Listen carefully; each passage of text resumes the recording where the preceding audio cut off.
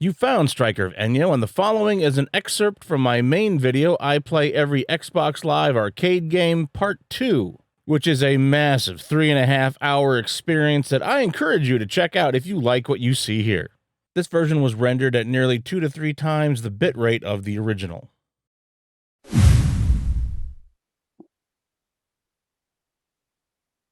Double Dragon. I mentioned before that Microsoft didn't have its own long-established franchises like Sony or Nintendo, so they went after licensing the arcade rights to famous titles. We did eventually get the NES versions of Double Dragon on Xbox One and PlayStation 4, but before all that, we got to play the arcade version in 2007. You will often hear about how groundbreaking Double Dragon was back in the 1980s, and it was, but today the arcade original doesn't stand up very well. The pixelated visuals look weak, you don't have many attack moves, and once you learn the famous elbow strike, you basically become unstoppable when it's used right. The horrendous slowdown is still here, even though it was in the arcade original as well, but that's not why this version is so infamous. Developer Razorworks is known for creating their own enhanced versions of games with HD graphics, and these look horrible. Back in 2007, we didn't know what cringe really was, but today that term is really the best way to describe it. The designs are horrendous. These characters look goofy. Just look at that face. These visuals are turned on by default, along with an enhanced soundtrack. Dear God, the new music starts off hurting my ears right from the main menu.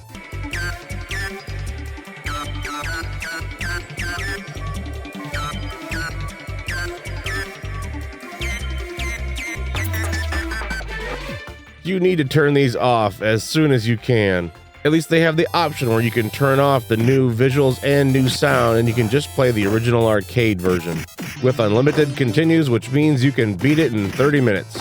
This version gets a 3 out of 10. All of the new music isn't bad, but you're looking at an arcade game that you're going to be done with once you've played through it a few times. It's a shame the game was delisted only 2 years after release, but that was due to publisher Empire Interactive filing for bankruptcy. So both the publisher and the developer closed down. And it took 10 plus years before we would see the original arcade version of Double Dragon return, which it did in 2018 on the Switch, under the Arcade Archives label. So at least you can still play it today.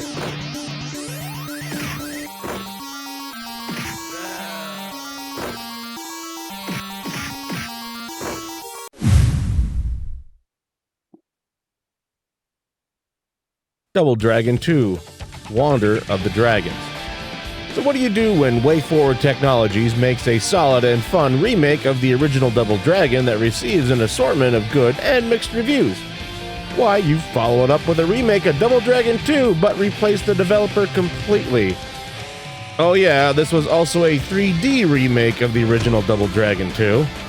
Yep, the characters and the environments are now in full 3D, and you move around in 3D. Well, you can move and attack in 8 different directions, but now the enemies can also attack you from multiple directions, and all at the same time.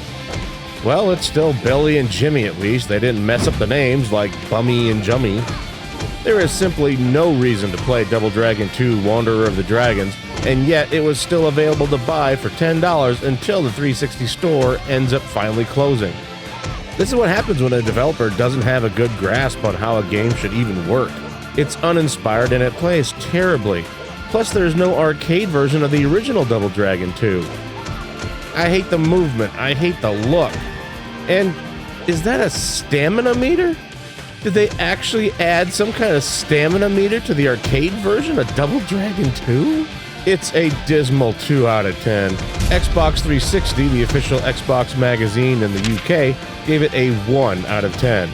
The critic reviews for Double Dragon 2 were probably some of the lowest ones we have seen so far, and ever will. Metacritic scored it a 17. All 19 critic reviews were negative, with the highest score being a 30. Dear Lord. The user scores are lousy, 1.6. And because this is the internet, the user scores have 3 perfect 10s all next to each other, along with several zeros. Of course it is. This was the worst thing that happened to me while making this video, and I had to watch Emmy die twice. No thanks to Miz for the most part.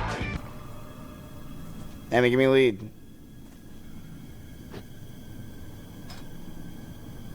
Why? Oh, fuck. What the fuck?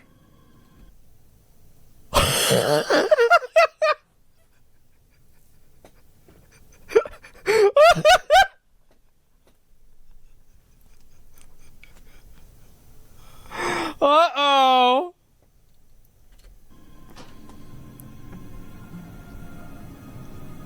You just fucked up, miss. Huh? Uh-oh. Wait, what? I was literally on the path. Bro. Gotta re-level. Huh? How? She's gotta make a new character now. She's gotta play a new character. You got killed by the Hills Red Guard. I killed Emmy. Yep. No. Yep. I just didn't. Yep. I'm so confused though. Yes. Yep. Use your Petrus. And then you see Emmy right over there. What's Emmy do? Emmy's dead. No. Wait, you have to leave the group. No. Jesus. No. What happened? Bro, I clicked Jesus. it. Wait, what happened? Wait, am I fucked? Emmy died. Emmy died. No. Ow. Oh my god. Yep.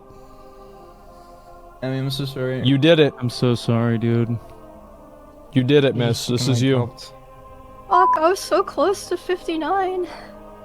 Yeah, you I'm were. so sorry. Well, now you're, now you gotta relive. You gotta play. You gotta go do the whole game again. You gotta play the whole game again. You put 80 hours into the game. What again. even happened? That was a horrible experience as well, and then she died like 2 more times after that, if not more. I couldn't take it anymore. Here we go. No! There it is. The damage is already done to my fragile little ego. Thank God that he finally used AoE taunt. He used it just in time. Look at all that guilt on his face. It had to be his fault.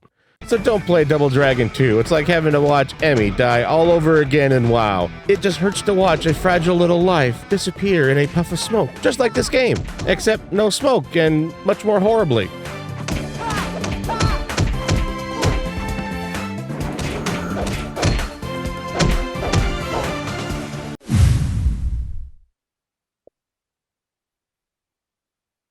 Double Dragon Neon. Developer WayForward Technologies sure has come a long way from where they started, releasing games like An American Tail animated movie book on PC in 1997, and The Land Before Time preschool adventure on PC in 1999. They've worked with other companies' intellectual properties and licensed franchises for a long time. They worked on a number of TV and movie properties like Godzilla, Looney Tunes, X-Men, Barbie, SpongeBob SquarePants, but then they started working with other video game IPs, like making a new entry in the A Boy and His Blob series. They released Blood Rain Betrayal around this time, which we covered earlier. They also made Contra 4 on the DS, and Konami trusted them with the Silent Hill series on the Vita. Double Dragon Neon is more like a reboot of the franchise with a properly established villain, but the real draw is the style and presentation. You have a wonderful sense of humor, filled with a 1980s sense of nostalgia sprinkled around. There is a level of goofiness and self-parody that is extremely charming.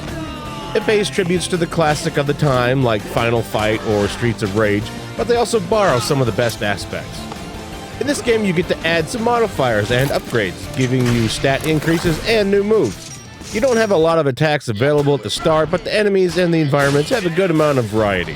It's still a very hard game, but it's designed to be played repeatedly, so beating it will take several tries as you build up your character. If you're playing with a co-op partner, then you can actually revive each other, and it's a little bit easier to get into. The music is outstanding, a trait that WayForward would use later when they would make the River City Girls games. The humor works really well. I found myself laughing out loud a few times. The moment you run into the main villain, Skullmageddon, it's priceless when you realize he's a blatant parody of Skeletor from Masters of the Universe. You've taken my pride, you scrapped my rocket dojo, laid waste to my laboratory, broke my televisions, and murdered countless Williamses. All I wanted was a date. This ends now! Double Dragon Neon wasn't a groundbreaking game when it came out, and many critics didn't like it much. 7 out of 10. It's not as good as Castle Crashers or Scott Pilgrim overall, but I had a lot of fun. It was one of the more memorable beat-em-ups for me. You gotta love the effort when the final villain has a power ballad over the final credits as he falls to his death. It's a good time. But it was not meant to be. They caught wind and they came after me.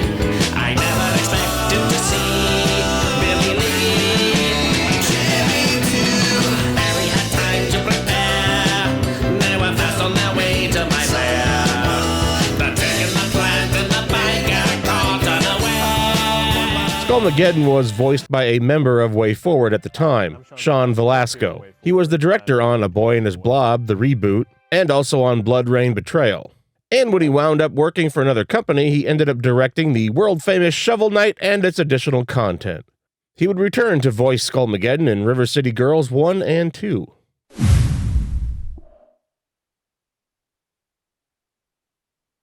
Would you like to know more? Did you like the video you just watched? Then leave a comment, even give me a like. Then head to my channel for more. I got several series like Rage Quit 2, How the F Did I Die, and I even have a playlist for everything related to the I Play Every Xbox Live arcade game. You'll find all the parts, including higher bitrate versions of certain segments and eventually audio commentaries. If you want to see what I'm currently working on, then check the community tab on my channel, it's just right here. This is where I give occasional updates on what I'm working on and mention what's coming up next. If you want to watch the main video where this segment came from, then it should be showing up right about now, on the upper left side of the screen. The playlist for the entire series will be on the lower right. Thank you for any watch time that you can spare. The response on the series has been very positive, so thank you all.